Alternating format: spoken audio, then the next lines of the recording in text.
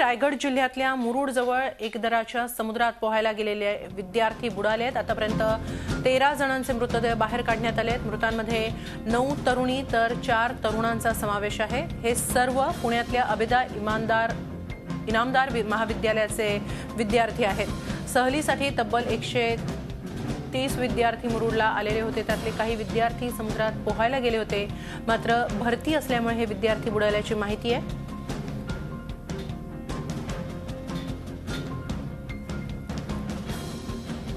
दरम्यान रायगडचे स्थानिक पत्रकार संतोष रांजणकर आपल्याबरोबर आहेत। आपण त्यांच्याकडून अधिक माहिती घेऊया। संतोष, सध्या काय स्थिती आहे? सध्या 13 डेड बॉडी सापडलेल्या आहेत। त्यातील 2 मिसिंग आहेत, त्यांचा शोध सुरू आहे अजून। त्याच्यामध्ये 9 मुली आहेत आणि बाकी सर्व मुलं आहेत। हे सगळे एकूण किती विद्यार्थी होते आणि नेमका काय प्रकार झाला? किती विद्यार्थी पोहायला गेले होते, काय समजू शकले? 120 जण टोटल विद्यार्थी आलेले आहेत। सर्व टीवायचे आहेत, म्हणजे 3rd इयरचे आहेत सर्व। साधारण 20 ते 21 वयोगटातले आहेत। त्यातले जवळपास म्हणजे 50% विद्यार्थी समुद्रात उतरले होते। त्यातील त्या पाण्याचा अंदाज न आल्यामुळे बुडू लागले आणि त्यांना वाचवण्याचा म्हणजे हातवारे करायला लागल्यानंतर स्थानिक लोकांनी वाचवण्याचा खूप प्रयत्न केला। त्यातील 6 जणांना वाचवण्यात यश आलं आणि त्यातील म्हणजे जवळजवळ 15 जण बुडाले। नक्की ही नेमका कसा प्रकार घडला, तेव्हा किती शिक्षक या सगळ्या विद्यार्थ्यांबरोबर होते, याबद्दल काही समजू शकलंय? जवळ शिक्षक होते। शिक्षकांनी सूचना दिल्या होत्या की जाऊ नका, पण ते तरुण असल्यामुळे कोणाचे ऐकलं नाही। स्थानिकांनी पण सांगितलं की या भागात तुम्ही पोहू नका, या ठिकाणी धोका आहे, तरी त्यांनी ऐकलं नाही। पण भरतीची वेळ असताना तिथे कोणी लाईफ गार्ड वगैरे काही तशी व्यवस्था होती? नाही, अशी व्यवस्था नव्हती केलेली। पण स्थानिक जे आहेत ते कोळी बांधव समुद्रावरच असतात, तर ते ताबडतोब असं दिसतात स्वतःची होडी घेऊन त्यांनी ताबडतोब वाचवण्याचा प्रयत्न केला। त्यावेळेला ते 6 जणांचा प्राण वाचला, नाही तर अजून 6 जण त्या म्हणजे मृतावस्थेत सापडले असते। या ठिकाणी याआधी अशी कधी घटना घडली होती का? ही जागा अशी काही धोकादायक आहे का, जेणेकरून स्थानिक त्यांना सांगत होते जाऊ नका म्हणून? आताच एखाद वर्षापूर्वीची घटना घडली होती की 6 जण चेंबूरचे होते आणि ते दारूच्या नशेमध्येच होते। तर त्यांचे 7 एक जण होते, म्हणजे त्यातले 6 जण तिथे बुडून त्याच ठिकाणी मेले होते। त्याच्या आधी सुद्धा काही वर्षापूर्वी महिंद्रा अँड महिंद्राचे 6 जण बुडाले होते त्याच स्पॉटला। त्याच्यानंतर ही घटना मोठ्या प्रमाणात घडलेली आहे, म्हणजे सर्वात मोठी घटना। अच्छा, धन्यवाद संतोषजी, झी24 तासला ही माहिती दिल्याबद्दल। पुण्याच्या इनामदार कॉलेजचे विद्यार्थी सहलीसाठी मुरुडला आले होते आणि या ठिकाणी समुद्रात पोहायला गेलेल्या विद्यार्थ्यांपैकी 13 विद्यार्थी बुडून मृत पावलेले आहेत। अद्याप काही विद्यार्थ्यांचा शोध सुरू आहे। 2 बेपत्ता विद्यार्थ्यांचा शोध सुरू आहे। 13 विद्यार्थ्यांमध्ये 9 तरुणी आणि 4 तरुणांचा समावेश आहे। स्थानिकांच्या सूचनेनंतरही आणि शिक्षकांच्या सूचनेनंतरही काही विद्यार्थी इथं पोहायला गेले होते। दरम्यान आम्ही अधिक माहिती घेऊया आमचे प्रतिनिधी प्रफुल्ल पवार यांच्याकडून। प्रफुल्ल, सध्या काय स्थिती आहे? सध्या आता मृतदेह आणखी वाढण्याची शक्यता आहे आणि मगाशी आपण जे सांगितलं 11 मृतदेह, आता 13 मृतदेहांची संख्या झालेली आहे। आणि या मुरुडचे जे ग्रामीण रुग्णालय आहे, त्या ग्रामीण रुग्णालयात अक्षरशः दुःखाचं वातावरण आहे। मुरुडच्या ग्रामीण भागातले जे कोळी बांधव आहेत, त्याचप्रमाणे तिथले स्थानिक नागरिक इथे आहेत, तलाठी आहेत, पोलीस पाटील आहेत, तहसीलदार आहेत, प्रांताधिकारी आहेत, हे सगळे तिथे पोहोचलेले आहेत आणि हा मृतांचा आकडा 20 वर जाण्याची शक्यता भीती वर्तवली जाते। ही जागा धोकादायक असल्याचं समजतंय। स्थानिकांनी या मुलांना सूचना केल्या होत्या, मात्र तरी सुद्धा त्या सूचनांकडे या विद्यार्थ्यांनी दुर्लक्ष केलं असं समजतंय। मात्र इतकी धोकादायक जागा असताना या ठिकाणी लाईफ गार्ड होते का प्रफुल्ल? या ठिकाणी लाईफ गार्डची सोय नाही आहे। मुरुड असो किंवा काशीचा समुद्र किनारा असो, या ठिकाणी जीवरक्षक नाही आहेत। परंतु स्थानिक नागरिक ज्यावेळेला पर्यटक तिथे येतात, ते हॉटेल व्यावसायिक असतील किंवा छोटे मोठे व्यावसायिक असतील, ते पर्यटकांना वारंवार सूचना करत असतात। परंतु बऱ्याचदा असं असतं की त्या पर्यटकांनी समुद्रात कधी पाहिलेलं नसतं आणि उत्साहाच्या भरात हे पर्यटक समुद्रात खेळायला जातात आणि त्यातून अशा प्रकारच्या दुर्घटना घडतात। मुरुडमध्ये गेल्या वर्षी सुद्धा अशी घटना घडली होती, त्यामध्ये 6 ते 7 पर्यटक बुडून मरण पावले होते। परंतु आजचा हा नक्की प्रफुल्ल, आमच्याबरोबर असेच राहा. आमच्याबरोबर नायब तहसीलदार आहेत, यादव आहेत आपल्याबरोबर. यादव साहेब, सध्या काय सांगाल, काय स्थिती आहे? अजूनही काही विद्यार्थ्यांचा शोध सुरू आहे. हॅलो. हा, काही विद्यार्थ्यांचा अजूनही शोध सुरू आहे असं समजतं आहे. मुळात या ठिकाणी लाईफ गार्ड्स नव्हते असंही समजतंय. यावर काही आता पुढे उपाययोजना केल्या जाणार आहेत का? हो, चालू आहे, शोध कार्य चालू आहे. हॅलो. आतापर्यंत काय माहिती येते आहे सर? 116 विद्यार्थी होते त्याच्यामध्ये आणि 11 नॉन टीचर असे मिळून 11 होत्या. टोटल याच्यामध्ये होते 127 लोक होती. त्याच्यापैकी 13 जण मयत झालेत. त्याच्यामध्ये 10 मुली आहेत, 30 जेंट्स आहेत.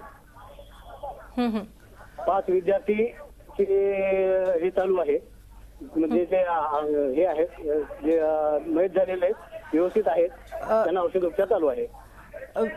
कशामुळे ही नेमकी दुर्घटना घडली आहे? हे काहीतरी पोहायला गेलते समुद्रावरती 20 लोक काहीतरी. त्याच्यामध्ये त्यांना पाण्याचा अंदाज आला नसेल असं काहीतरी असणार. त्याच्यामध्ये ही 18 लोक गेली होती. त्यातली 13 लोक बॉड्या मिळाल्या आणि 5 जिवंत आहेत, ते व्यवस्थित आहेत, त्यांचा औषधोपचार चालू आहे. साधारणपणे अजून किती विद्यार्थी अडकले असू शकतायत, काही शक्यता? काउंट चालू आहे. एकूण किती विद्यार्थी आता इथं आहेत त्यांची चालू आहे, यादी घ्यायचे काम चालू आहे.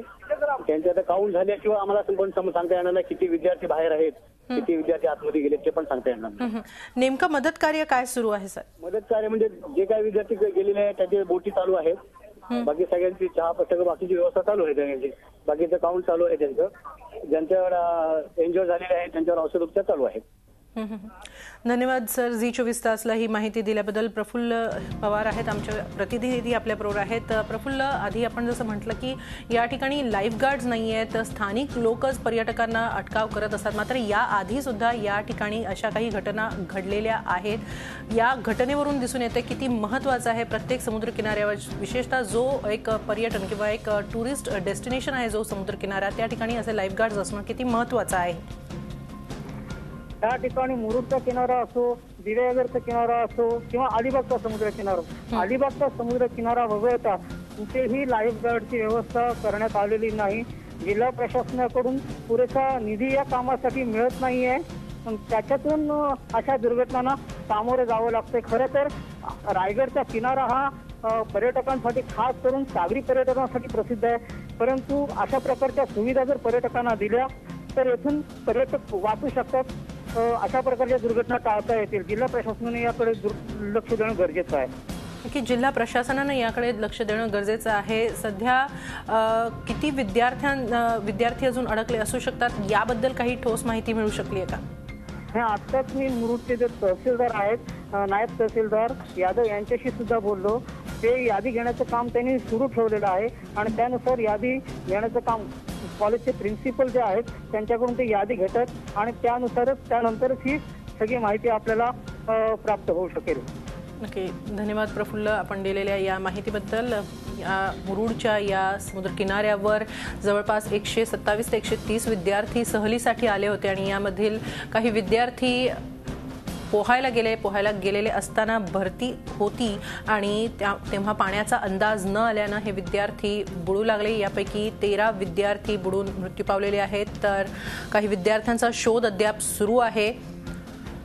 मृतांचा आकडा वाढण्याची भीतीही व्यक्त केली जाते. मृतांमध्ये 13 मुली आणि 9 मुली आणि 4 तरुणांचा समावेश आहे.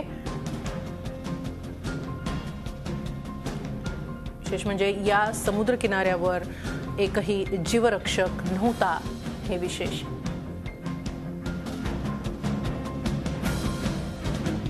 दरम्यान आतापर्यंतच्या अशा घटना कोणकोणत्या आहेत, घडलेल्या आहेत?